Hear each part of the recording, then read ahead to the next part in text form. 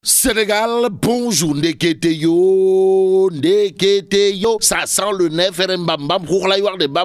en tout cas, Tribune quotidienne parle de démarrage de la campagne ce dimanche, histoire de nous renseigner qu'on se dirige vers de gros risques. Et bien, de gros risques d'affrontement entre nervis. Et là, c'est Elad Ndiogou Cissé, bon confrère de Tribune quotidienne qui, dans son article, explique qu'avec l'ouverture dimanche prochain de la campagne pour le scrutin des élections législatives, il y a de fortes craintes de violence, de chienlit, d'attitude de chenapan et d'enfants d'écurie tristement matérialisés par des nervis, pour ne pas dire des nègres de service. Bon, dans le camp politique sénégalais, on retrouve de gros bras, rappelle clairement et nettement Elad Ndiogou Cissé, mon confrère de Tribune quotidienne dans son article. Restons avec le journal qui, au chapitre justement des menaces verbales et physiques contre les journalistes, nous révèle Reporters sans frontières. Reporters sans frontières recadre les politiciens et les forces de l'ordre en attendant de voir tout rentrer dans l'ordre ou tout rentrer dans le désordre. Passons à Sud Quotidien. Le journal en tout cas révèle interdiction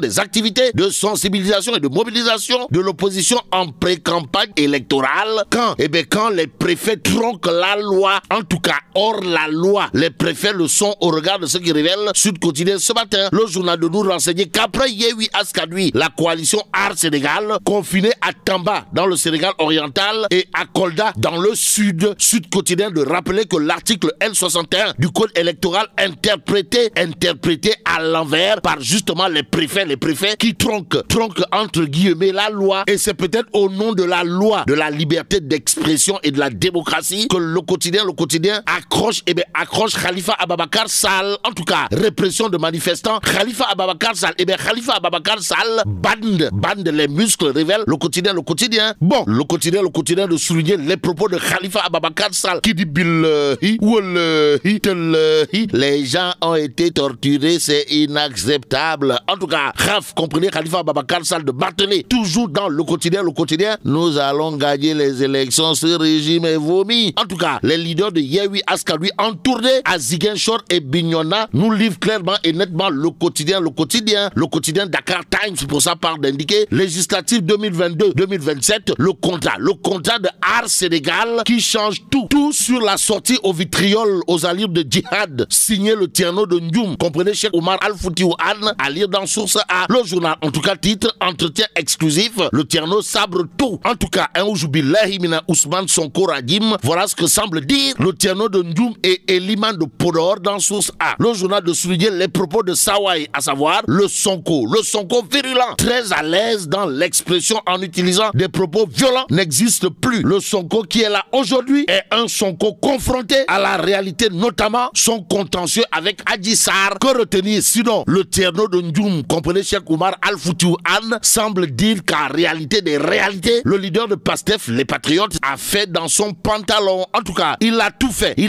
pour que les Sénégalais le soutiennent et oublient totalement l'affaire Adji Sarr, mais ce qu'il a fait est trop gros pour être oublié. Toujours au chapitre de Touy de Cheikh Oumar Al-Foutiou Anne dans Source A, retenons d'autres propos, à savoir Sonko est en danger public et il veut mettre le Sénégal en danger, mais il n'est pas seul, il est soutenu par des politiciens comme lui qui se réclament de la société civile dont le porte-drapeau est Alioune Tine. En d'autres termes, Alioune Tine soutient Ousmane Sonko. D'après Cheikh Oumar Anne, l'homme de confier toujours dans le journal, il reçoit des ordres. Alioune Tine reçoit des ordres de l'étranger, de groupes qui veulent que l'Afrique soit considérée tout le temps comme une zone de conflit politique. C'est ça le gagne-pain. C'est ça le gagne-pain de Alioune Tine. En tout cas, si on veut aller avec la paix, il faudra éliminer les gens comme Alioune Tine du champ politique et social. Cheikh Oumar Al-Foutiou Anne. Comprenez le Tierno de Ndioum, Dixit dans Source A. Le journal de souligner d'autres tirs à longue portée avec des missiles Scud et des Tomahawk de monsieur le maire de Ndioum qui déclare Lansana Gagny Sakho se trompe. Il n'est pas politicien, il ne l'a jamais été. Il faut qu'il revienne sur terre. Je l'ai entendu dire il va se donner à 10 000%. Il n'a qu'à se donner à 1 million %.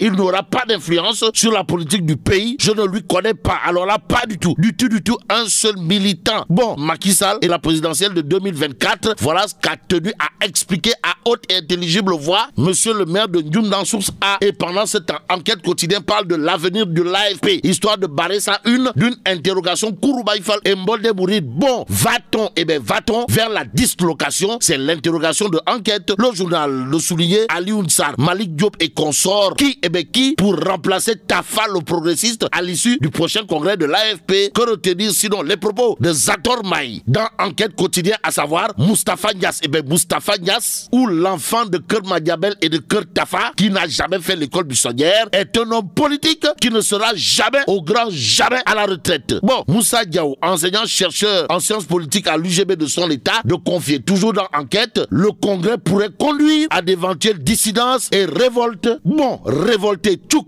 comprenez, monsieur le ministre de l'Éducation nationale l'est au regard de ses propos. Dans Réumi Quotidien, le journal, en tout cas, sur le saccage au lycée de Yoff d'indiquer 17 élèves, 17 élèves incriminés. Et aujourd'hui, c'est Tchoux Mamadou Tala, ministre de l'Éducation nationale, qui dit billahi, wallahi, tallahi, les parents des 17 élèves incriminés vont rembourser et par la force dans les mbam. Même s'il est dit mbam gat no waisi djurgi le bok, Libération, toujours au chapitre du saccage du lycée de Yoff, de renseigner le conseil de discipline. Le conseil de discipline propose l'exclusion définitive de 16 élèves. Les propositions transmises à l'inspecteur d'académie de Dakar hier. Aujourd'hui, Libération s'intéresse à un fait bizarre de chez bizarre. De quoi s'agit-il encore, Wai? De Ndeye Diop, âgé de 15 ans et en état de grossesse, tué. Tué par son ex-petit ami à Touba. Et c'est tout haut que Libération affiche les terribles révélations de l'enquête. Bon, Direct News pour sa part de revenir en long et en large sur la Tabaski 2022, histoire de nous renseigner de la hausse généralisée, pour ne pas dire de la hausse totale des prix et des services. Et là, on peut retenir des Sénégalais véreux achèvent totalement, pour ne pas dire complètement, leurs compatriotes. D'où la grande question, d'où la grande question de Tribune Quotidienne ce matin. Le journal d'écrire Gorgorlou immolé sur l'hôtel des spéculations en cette veille de Tabaski. Mais où est l'État? Où est l'État? Où est le gouvernement? Réponse, réponse avec Le Témoin Quotidien pour terminer. Le Témoin Quotidien nous renseigne que Ndeketeyo, l'État, l'État capitule face aux commerçants. Et là, mais là, t'es donc de